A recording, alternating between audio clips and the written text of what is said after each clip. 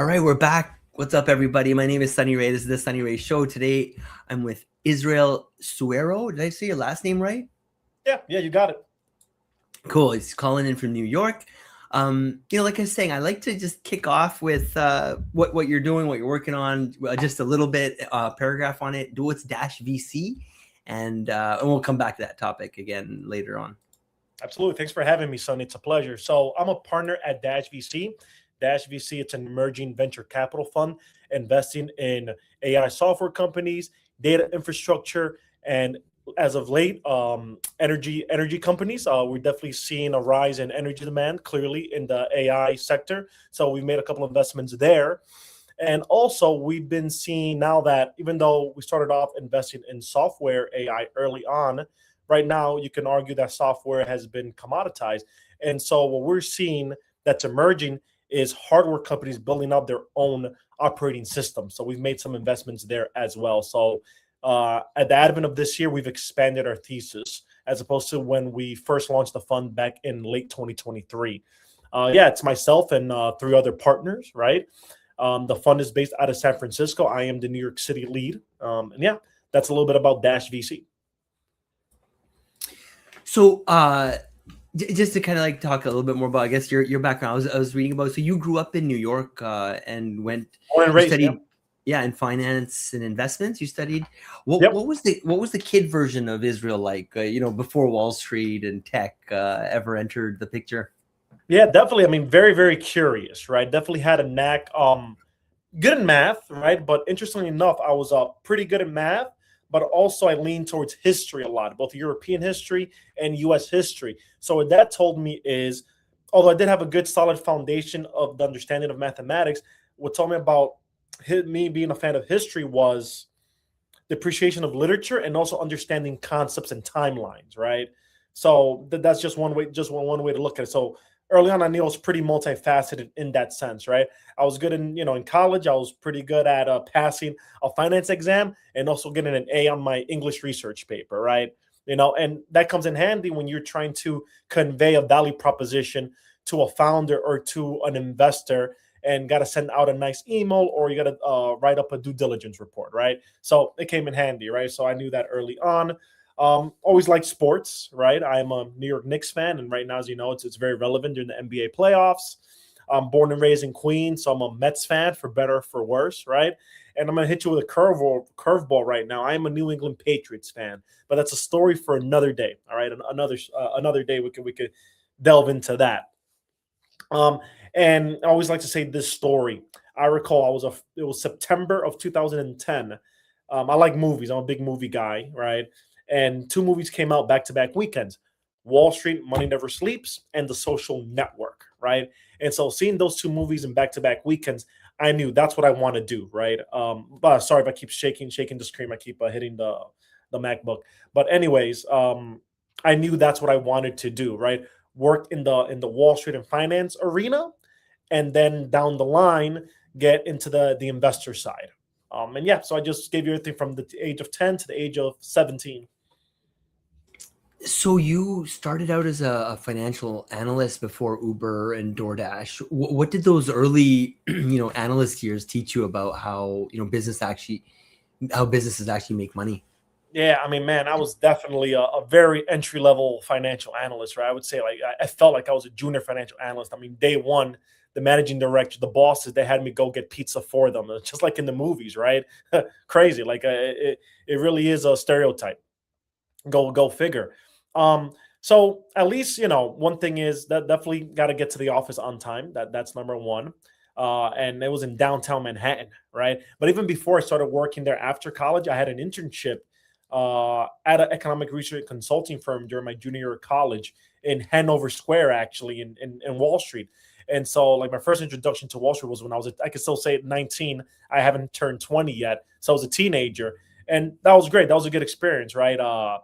Just to be surrounded in that atmosphere, definitely highbrow and buttoned down, but at a young age, it's good. It's really good at training, and I really just understood, just the markets, but also how to speak about the market outlooks, right? The understanding of the Nasdaq and the S&P 500, right? And being able to write morning reports on them and then presenting that to the portfolio manager, right? And I was a financial analyst, right? So I was not dealing with clients per se. I was providing the reporting and putting it all together for the portfolio manager early in my career. And so most people who go into finance just like kind of stay in finance, right? So what made you, the kind of person who eventually jumped to a startup, food delivery and whatnot? Yeah, I mean, listen, I could be wrong, but I feel folks stayed in finance in the 80s and 90s, right? Yeah, right. You get land a job in Wall Street, then you get your MBA, and then you get promoted to VP, and then you're there for like 10, 15 years until you become a managing director, right? And then you retire with a private jet. That was the ethos, pre 2000. Not really anymore. I feel like now in finance, it's a stepping stone to a much grander career. Not saying that finance isn't a grand career, right? But now we just have much more options today than we did 20, 30 years ago, right? I mean, if you look at job descriptions, Sonny, every 3 weeks there's a new role that you never heard of before, right? And yet they're seeking for analytical skills, finance skills, consulting skills, right? So I feel like these young analysts and business analysts and consulting shops, right? They have an abundance of options that they didn't have, that the industry just didn't provide 20 or 30 years ago, right? Yeah. So, and I feel in my case with finance, I feel like it was monotonous and I kind of got stuck, right? Or maybe that was my lack of skill set. Who knows, right? I'm glad I made the pivot. And I'm like, all right, let me just get into tech. And I want to shout out the Wall Street Journal. It's something I had to do every morning as a young burgeoning financial analyst. I came across an article when the Saudi Arabia investment company invested $5 billion into Uber. When I read that, it was a light bulb moment. And it was actually it was around May of 2016, exactly 10 years ago, right? We're almost in the first week of May. And I read that. I'm like, all right, I'm just going to apply. I'm going to apply to jobs in tech, and I'm going to start with this company called Uber. I knew what Uber was, obviously, right? But I wasn't using Uber as much, like the car sharing, ride sharing, excuse me. I did from time to time, but I wasn't an evangelist yet. And so I looked at roles at Uber, went to the website. I looked at some roles, I applied, and 6 weeks later, I got a call back, email, then a call back. And hey, I had an interview process. It was a fine interview process. And then that's when they brought up that there's this project that they're working on called Uber Eats, and it's still very, very new. The goal is to compete with Grubhub, right? Would this interest you? And I said, yeah, absolutely. It definitely does interest. It sounded very promising and interesting, and I got an offer. And definitely, I mean, I still remember that it was. I was so happy because I needed a change. I was yearning for a change in my career, and yeah. I mean, the rest is history. Now we're here talking about it 10 years later. What was day one actually like? At Uber Eats, at Uber. Oh man, it was awesome. The first person I met was someone by the name of David Americus, which I'm still friends with till this day, right?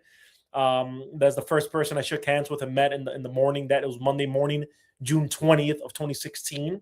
We met. It was a good handshake, and I mean we're still friends till this day, right? I've been to his wedding. We speak weekly. I'm friends with his family. He's friends with my family, right? So look at that. I mean, life changing friendship, you can say, right? That was the first day, and then just being surrounded by very, very smart people and energetic and enthusiastic young people in their early 20s. Very smart. I mean, I had peers from Hey, UPenn. Israel. Speaking of smart individuals, Oh, hey, buddy. I've got a co-host. He makes special appearances. But yeah, No, continue. I'm absolutely. listening. No. Yeah, definitely. He's welcome. This is we just saw about families right now. This is definitely a family friendly podcast. Yes, sir. Yeah. So then you went to DoorDash, right? Before it was a unicorn. Like, Yeah. what did you see in DoorDash that the public market, took years to catch up on? Yeah. Wow. What I saw in DoorDash was that they're first of all going very, very aggressive, right? And they did something different that the other food ordering delivery companies did not. Uber Eats, for example, they wanted to emphasize on urban cities, such as capturing the New York City market, the San Francisco market, the LA market, Chicago, right? Going with Grubhub head on. What DoorDash did differently was they expanded to the suburbs. So the suburbs of Long Island, the suburbs of Westchester, the suburbs of New Jersey, the suburbs of the southeast, right? And I would be in conference rooms, right? I'll be like, oh, I don't know about that, right? But no, Tony Hsiu had the vision. His generals and his lieutenants, they followed suit, and we did that for, I remember 2018. 2018 was the massive year of growth for DoorDash, and the company just 10x. I've never seen growth like that, right? And I remember that September or October of 2018, DoorDash became the number one food ordering delivery platform in the country, in North America, right? Unbelievable. So what's the hardest GTM problem you've ever solved? And like, what did that teach you about, how new categories are actually built? Yeah, I could speak about that both at Uber Eats. Okay, yeah. So Uber Eats, the team was tasked with partnering up with over 600 restaurants in Manhattan. All right. Yeah, yeah. It was a team effort. I want to be clear. And then later that summer, we expanded into Queens and Brooklyn. Okay. And that was difficult, very, very difficult, because Grubhub and Seamless, they're a company, right? By different brands, but they're under the same company umbrella. They had the Manhattan market, the New York City market captured completely, and also with Grubhub and Seamless, they weren't doing the delivery; they were just order generators, right? But it certainly benefited the restaurants, right? Because restaurants always had their own delivery people, right? But Uber Eats was a different concept. It was not only generating your orders, we're also providing the delivery. That's why the cost was more expensive. And when restaurants heard that, they're like, no way, get out of here. Man, there's been times, I would go to sell to a restaurant and they were just as politely as they could be. They're like, the door's right there, get out. The charge was just massive for the industry at the time, right? Now it's the standard, but at the time, it was unheard of, the fees that Uber Eats was charging, right? So being able to convey that value proposition.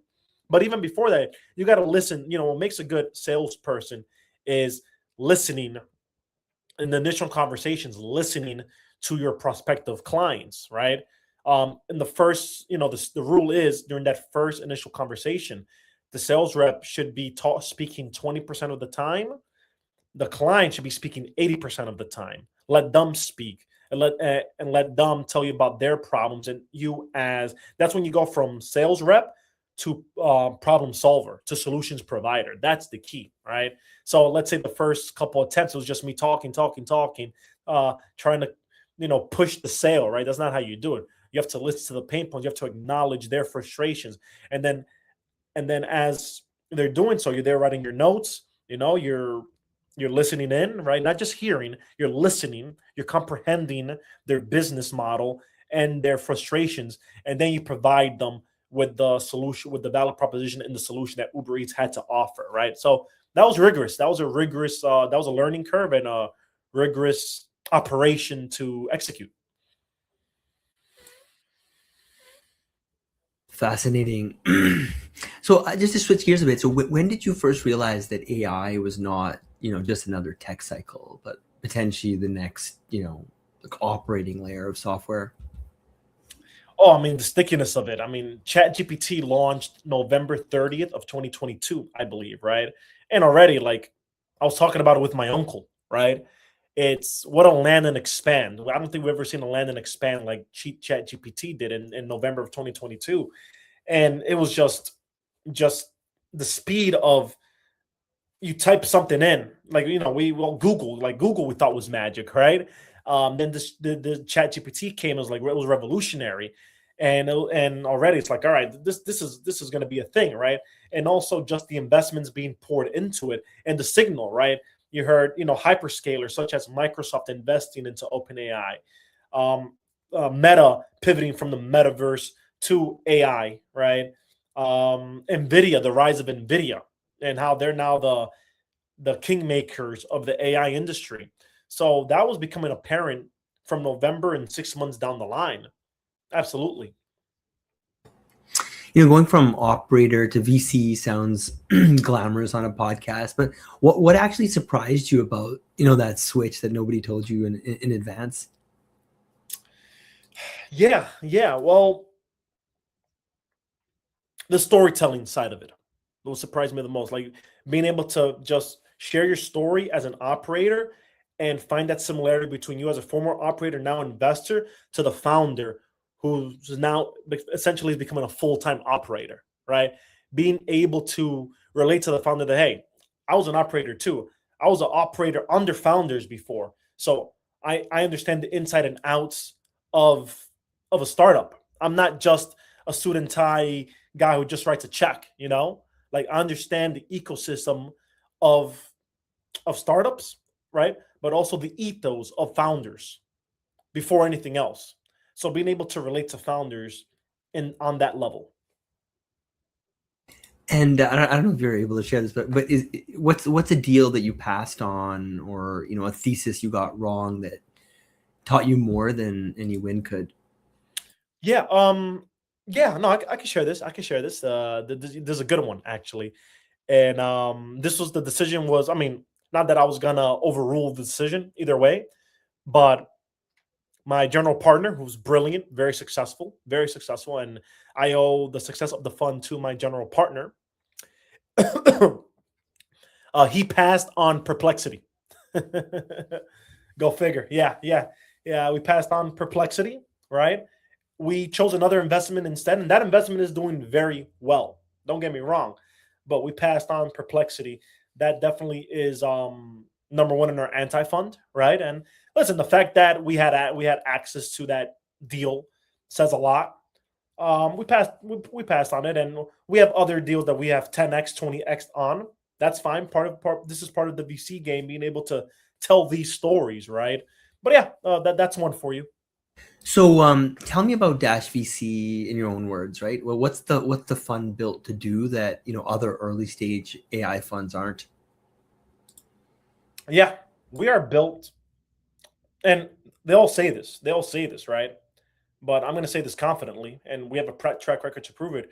We are built to invest in the best founders at the frontier of AI.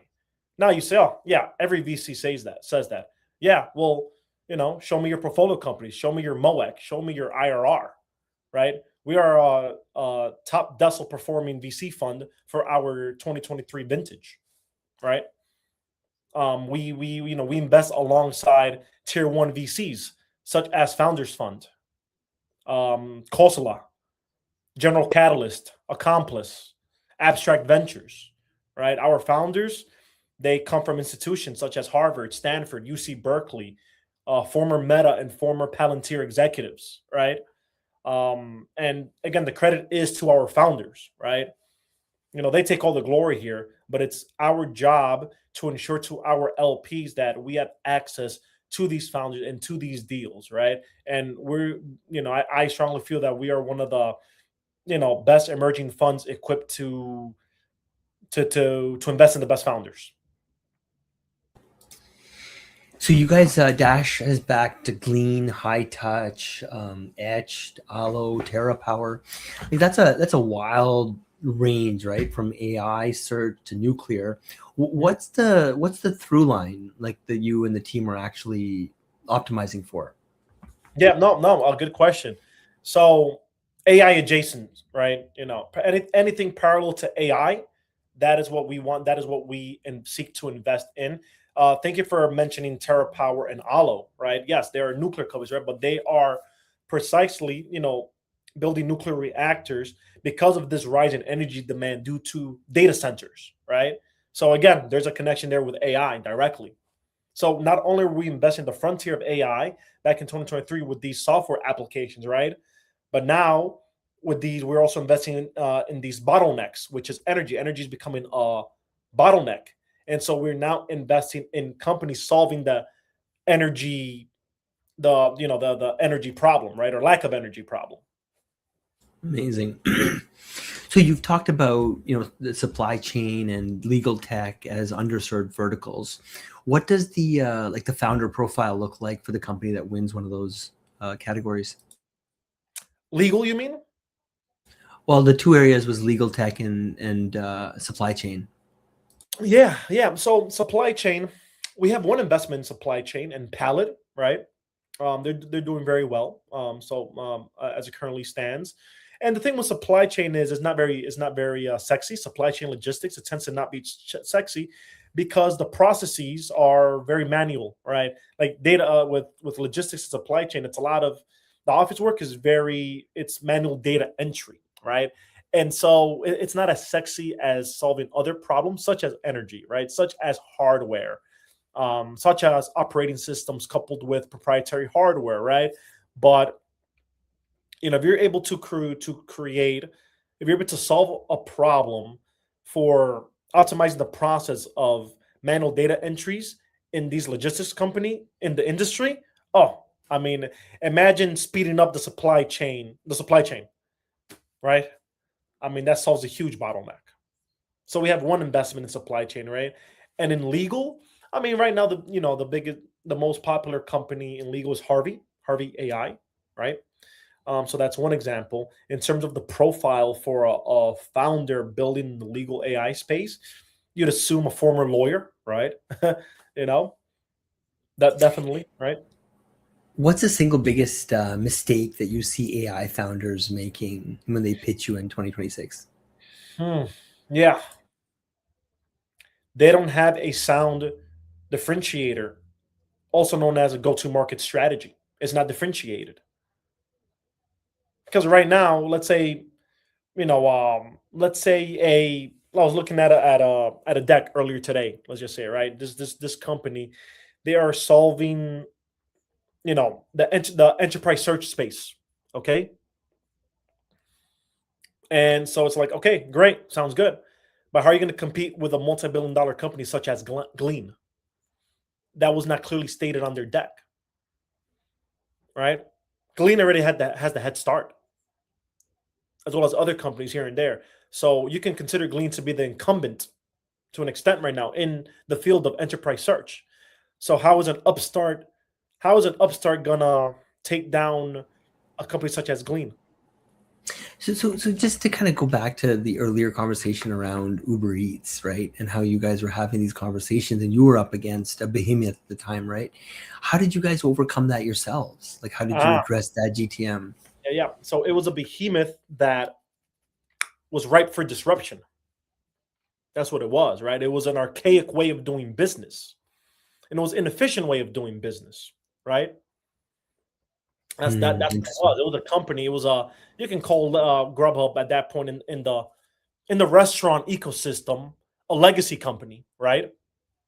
You can already say that with its partnerships, right? But it was inefficient. What was it really solving at that point, right? It wasn't innovative. It wasn't doing anything new. Then came DoorDash and Uber Eats, and they did something new. They provided their own supply of drivers, of delivery drivers, to fulfill these orders. So GTM is your edge, right, as an investor. So what's one piece of GTM advice you give every portfolio founder in their first, 90 days or whatever, 120 Yeah, days? absolutely. This is the device. Thanks for asking. Right now, in this current landscape, your first GTM hire is more important than your first software engineering hire. So choose wisely. All right, because now with code with vibe coding, and again with the commoditization of software, I mean, definitely you got to still hire an A+ engineer. Don't get me wrong, but what's going to differentiate your company is the go-to-market strategy, is the go-to-market engineer, is the first enterprise account executive rep, right? Like in the first early stages, I mean, the founders, one founder technical, the other founder more business savvy. The sales will be founder led, and the engineering will be founder led, and eventually you hire, right? But then after you start hiring, the go-to market hire is going to be early on much more important, vital. Let's use the word vital than the engineering hire, at least in this current landscape. What a statement, but like hard to refute. Yeah. Hard to refute. I like that. If you fast forwarded 5 years, right? What does enterprise software actually look like? Who wins? Who gets gutted? What does the new kind of stack look like underneath? I think it's going to be consolidated, right? I think right now you have a lot of noise. I think it's going to consolidate, right? That's number one. That's what I think. I see Glean being a winner in that space for sure, right? At least in the enterprise search space, right? But you also have, I mean, so many, because enterprise means so much, right? Because now let's say a company like Hex, they're collaborative analytics, right? So you have these product managers and these engineers using Hex as a platform, right? And so what's good about Hex is that they're able to aggregate all these different, data sets and coding tables, Python, let's say SQL, C++, right? You have to switch, you have to do a ton of internal context switching, right? So what Hex does is it puts it all together, right? Making that process much more efficient and put all these tables together. Again, I'm not an engineer by trade, so if I explained that a little bit off, I apologize in advance for the viewers, right? But that's what Hex does, right? And so in terms of enterprise, they're capturing the collaborative analytics space of the enterprise, right? Glean is capturing the enterprise search space, right? Earlier today, High Touch, one of our portfolio companies, they're a customer data platform and essentially marketing technology company. They received new investments, right? So now they are a $2.75 billion company. And so you can see right now that they're winning in that space. And so eventually I feel like these companies are just going to start buying out smaller companies, I feel, right? I see this. I want to make this prediction. I think there's going to be in the next 10 years, 5 years, you said, let's say 5 years, there's going to be much more mergers and acquisitions than IPOs. I think so. I What's think the thinking behind that? because the valuations, right? At the valuations, like you're seeing companies right now raising at 120 million valuation, at 40 million valuation, right? And then they're becoming unicorns sooner. If they do it right, they're becoming unicorns much sooner. But then you have, call it 7, 10, 12 hyperscalers, right? They have the capital to buy these companies at $3 billion valuations. And so before you turn into a unicorn company, 2 years later, you IPO, right? That's the science. Now, with companies staying private longer, I mean, Stripe is a perfect example. Stripe is still private, right? And now you have secondary. Okay, I can talk about this a lot. Okay, let me slow it down a bit. So a lot has changed, right? Secondary markets are much more mature and liquid than they were 5, 7 years ago. So startup companies, they're staying private longer. And if they need capital, they just sell their shares in the secondary markets, right? So that's number one, right? So then there isn't a need for an IPO liquidity event like there once was before because secondary markets are much more liquid, all right? That's number one. Number two, like I said, companies, their valuations are much higher now. You have seed companies valued at 120 million, right? You have other seed companies, depending on who the founder is, the cachet of the founder, they're raising at $1 billion or 950 million pre-money. Then they get that event, then post-money 1 billion, right? For example. So then now let's say companies like that, in 3 more years, 4 more years, if they get it, right? They then become a $10 billion company, right? And then you have a company like Amazon, Meta, Nvidia, Anthropic, OpenAI, they buy them out. And then now these hyperscalers, they become even more powerful. They become even more valuable, right? Like, I mean, Elon Musk is doing that, right? He bought Twitter, and then XAI and Twitter merged. Well, X, right? Twitter changed to X, and now XAI and X merged. And then now SpaceX merged with XAI. So I think we're going to see more of that model. Interesting. Just a prediction, right? We'll see. So what does Israel want to be true about the world in 10 years that he's working backwards from today? And we'll land the plane with this one. But this has been a really, really interesting interview. I appreciate your time, Israel. No, thank you. Thanks for having me, Sonny. All right. I want to see. This is a good one. This is a good question. I want to provide you a philosophical answer, philosophical reply. I'm here for I want to see more conscious capitalism. That's what I want to see. All right. So again, as the AI industry continues to grow, there's going to be more need for data centers and more energy consumption and also resources. Right now, it's going to take more water for these to cool these data centers. Right. We have to ensure that we're being responsible to the communities. Right. Again, when I think of, I don't just think of shareholder value. I think of stakeholder value. Right. I think of You know, we have to be responsible to our shareholders and investors. We have to be responsible to company employees. We have to be responsible to customers and clients, and we have to be responsible with the community, right? So you're building out these data centers in these rural communities, right? Now it's going to take resources to, you know, maintain these data centers, right? We want to make sure that we're doing that not at the expense of these communities, not at the expense of these residents that are several miles away, right? So I want to see the rise of conscious capitalism, right? And again, the definition, again, I love capitalism. I am a capitalist through and through, right?